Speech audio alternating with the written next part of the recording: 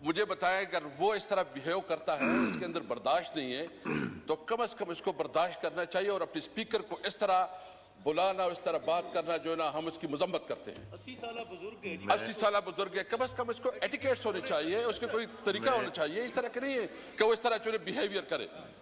दूसरी बात, मैं चूंकि मौका भी मिला है, फिर अली मोहम्मद साहब को आप मौका देंगे, मैं 2-3 इशूज जो है ना हाईलाइट करना चाहता हूं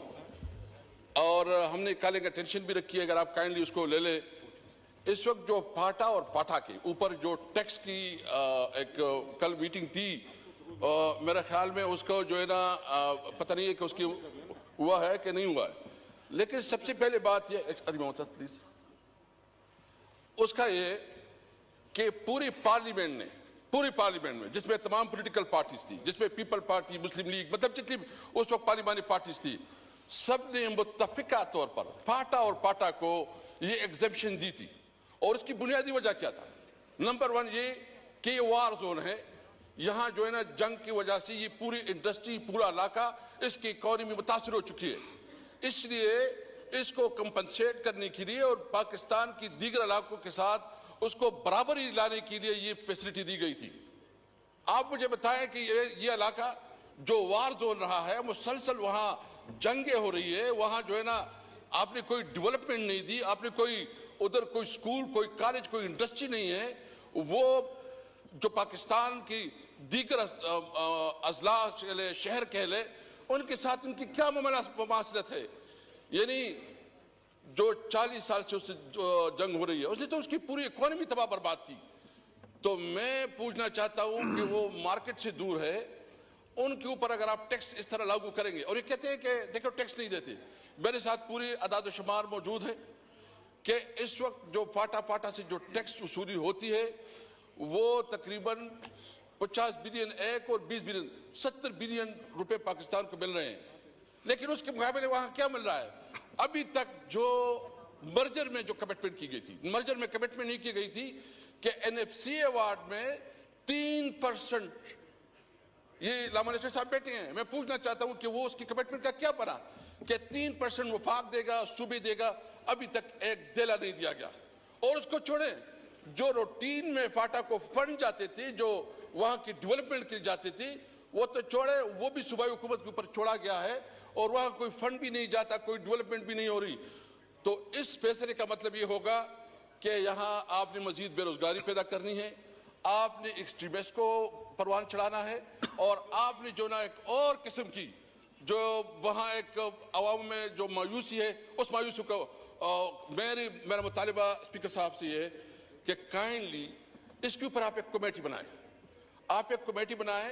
और उसमें तमाम पॉलिटिकल पार्टीज के लोग लेके, ताकि इसका सही मानों में असेसमेंट हो, उसके ऊपर डिस्कशन हो, उसमें जो है ना फाटा की नुमाइंदगी हो और पता चले कि रियलिटी सामने आ जाए। इस हाउस का काम है, तो मैं आपसे मुल्तमिस हूं, मैं आपसे रिक्वेस्ट करता हूं कि उसके ऊपर एक स्पेशल कमेटी बनाए। नंबर 2, जो चमन में इस वक्त जो है ना एक बहुत बड़ा धरना जारी है, वो चमन में धरना जारी है, उन लोगों का क्या गुनाह है? यानी अभी तक जो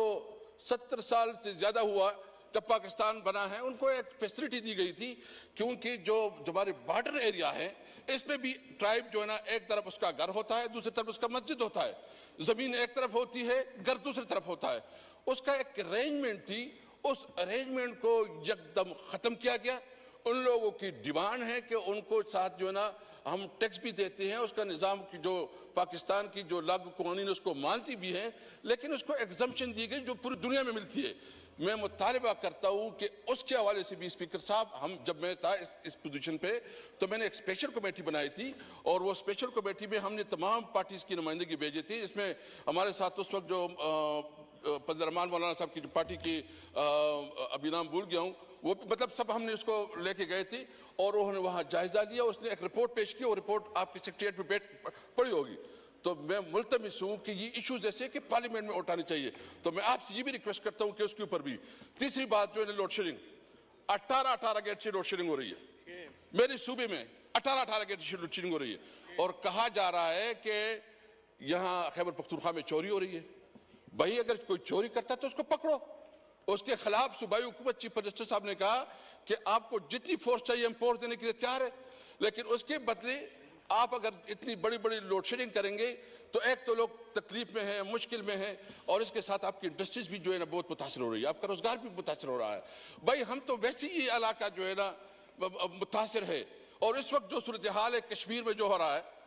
जो कि इस वक्त राइट्स बने हुए हैं और वहां जो असासी महरूमी और आजकल हो रहा है, मैं समझता हूं कि वफाकी हुकूमत जो कश्मीर की हुकूमत है उसने उसको मिस हैंडल किया, उसको नहीं करना चाहिए था कि उसको इस तरह उसको मिस हैंडल, जो कल जो उसकी